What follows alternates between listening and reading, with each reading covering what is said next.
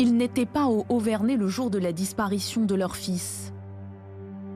Mais au moment de la mise en situation jeudi dernier, Marie et Colomban, les parents d'Émile, 2 ans et demi, sont présents aux côtés des autres membres de leur famille. Elle a 25 ans, son mari 26. Lorsqu'ils quittent le village dans l'une de ses voitures, ils espèrent une avancée de l'enquête. Ils ne s'imaginent pas que moins de 48 heures plus tard, les gendarmes vont les appeler pour leur annoncer la mort de leur petit garçon. Des ossements viennent d'être découverts à tout juste 1,5 km du village. Dans un communiqué, par la voix de leur avocat, le couple fait part de son immense douleur. Si cette nouvelle déchirante était redoutée, l'heure est au deuil, au recueillement et à la prière. Marie et Colomban savent désormais en ce dimanche de la résurrection qu'Émile veille sur eux, dans la lumière et la tendresse de Dieu. Une référence directe à la religion, eux qui depuis le 8 juillet 2023, date de la disparition de leur fils, se sont toujours accrochés à leur foi pour essayer de traverser cette épreuve. Samuel Pruvot, journaliste pour le magazine Famille chrétienne, les a rencontrés à leur demande le 29 août dernier dans la maison familiale du Haut-Vernay.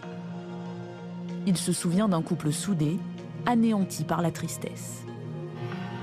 Quand on les rencontre, on est soi-même en fait ravagé par la douleur qu'ils portent. C'est quelque chose qui est survenu il y a peu de temps et qui n'est pas élucidé. Et en plus, c'est un jeune enfant, donc c'est le maximum de l'horreur.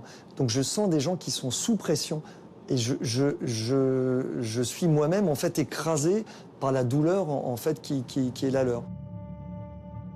À l'époque, Marie et Colomban avaient choisi de parler pour remercier tous ceux qui les accompagnent dans cette tragédie. 3 mois plus tard, lorsqu'ils décident de s'exprimer à nouveau, cette fois, ils lancent un appel à l'aide. À la veille du 3e anniversaire d'Émile, ils enregistrent un message audio, relayé là encore par le magazine Famille chrétienne. En fait, ce message, pour prendre une image, c'est une bouteille à la mer. Le message audio, ce qui est important, c'est qu'ils l'ont pensé eux-mêmes, ils l'ont écrit eux-mêmes, ils l'ont enregistré aussi eux-mêmes, tous les deux, même si c'est Marie qui parle plus que Colomban. Colomban et Marie, les parents d'Émile. Nous voulons nous adresser aujourd'hui à celui ou ceux qui savent ce qui lui est arrivé. C'est un cri du cœur des parents, parce que leur douleur est insupportable, de dire « Nous, parents, nous voulons savoir à tout prix ». Si vous avez commis l'irréparable, peut-être le regrettez-vous.